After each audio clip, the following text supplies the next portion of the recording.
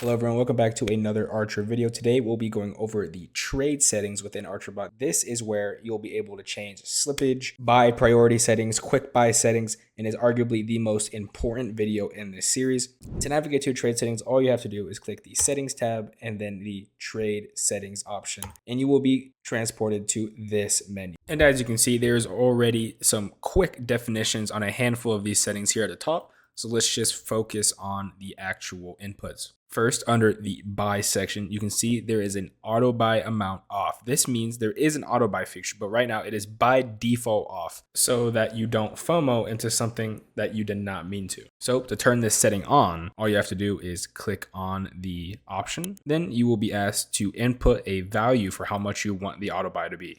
For example, let's do 0.1.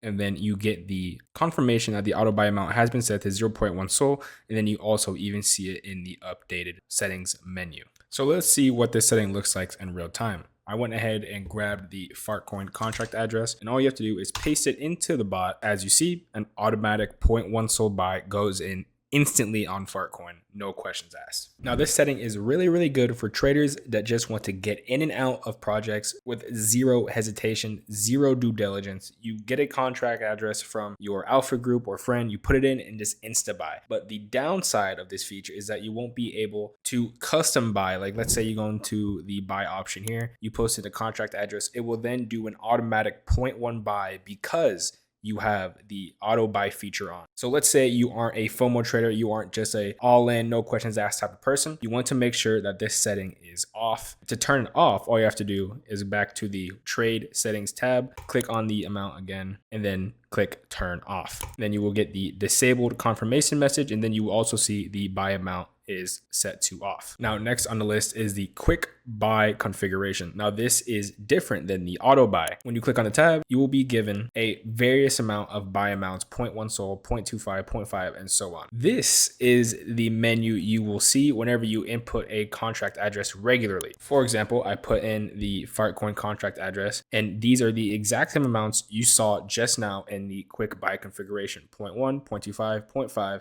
and so on. So let's say you are a bigger size trader. Let's say instead of 0.1 SOL, your minimum buys is 1 SOL. Instead of 0.25 is 2.5, so on. Or even if it's half of this, let's say your maximum buy is only 0.5 and your minimum buy on coins for whatever reason is 0.1, 0.05, whatever. This is the page that will allow you to customize those options. So as a quick example, let's say we wanted to change 5 SOL into 2.5 SOL. You click on the 5 SOL option, you do 2.5 as you want to change that amount. And as you can see, you get the confirmation message. You go into the settings and you even see it is changed here. And then when you input a contract address, you will also see it is changed in the buy menu. This feature allows you to still buy coins almost instantly with preset configurations, but allow you to size in however you so seem fit. And next on the list, and arguably the most important configuration, is buy slippage, which is default set to 10% in Archer, which is usually the industry standard. Slippage is the difference between the expected price of a trade and the price of which it actually is executed at. So for example, let's say you're trying to buy a coin, its current price is $1, super volatile, big buys coming in and out, and you set a buy order at $1. Now let's say at the same time, a bunch of big buys come through and absolutely spike the price up to $1.20, a 20% increase. This setting essentially protects you and your buy from buying at that inflated $1.20 mark. Since that spike in price with 20% and your buy slippage is only at 10%, that means the trade will be voided and you will not be trapped into buying at a higher price. Now let's say price increased 9% and instead of $1, your buy went in at $1.09. Since the price volatility is within a 10% range of when you first initiated your buy, the buy will be validated and will go through. Now I know you may be asking yourself, if you're new to trading, why would I want it to be 10? Why don't I lower it to 5 so that I can solidify my entry? Just with the nature of crypto, with the nature of how volatile these pairs can be, 10% is the sweet spot to make sure that you get even into some of these high volatile pairs. You really do not want to have your slippage above 10%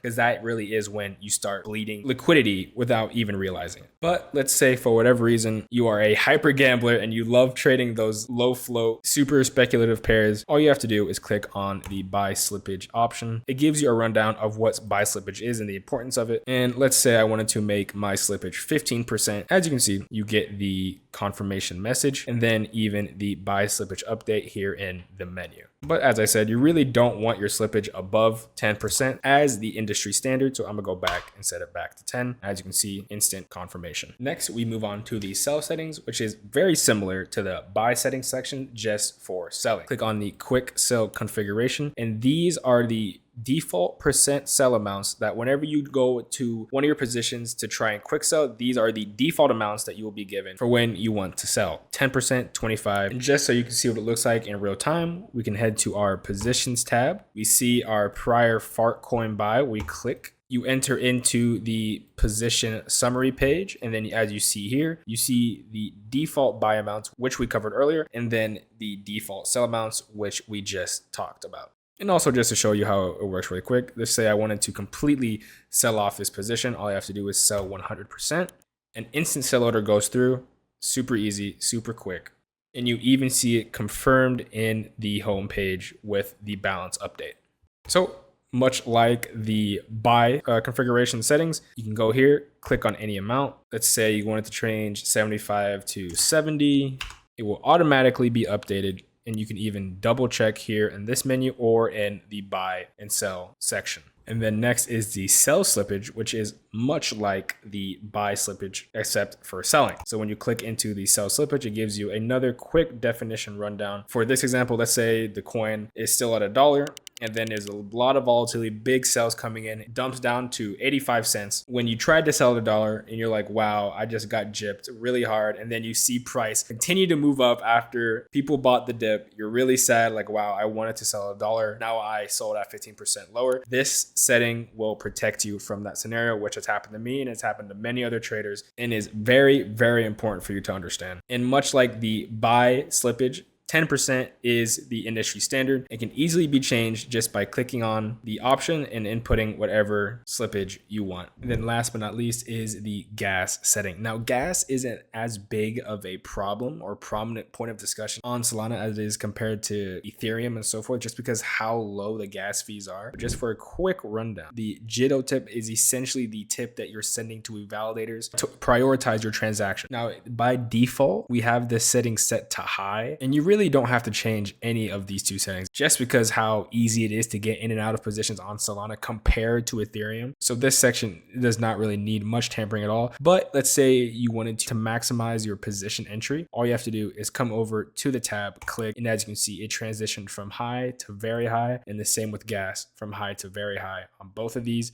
maxing out at 0.01. And if you click it again, it just cycles through the options for both, going from low to very low. And then you can just keep clicking if you want to go back to the default. But again, really no need to change these or worry about these whatsoever. And that is a complete rundown of all the Archer settings. We have a previous video on the wallet settings that I recommend you check out just so you fully understand what's happening in the back end of your wallet, and even went over how to set up two-factor authentication, the importance of it, and so forth. If you made it this far, I appreciate you sticking with me, and we'll catch you in the next one.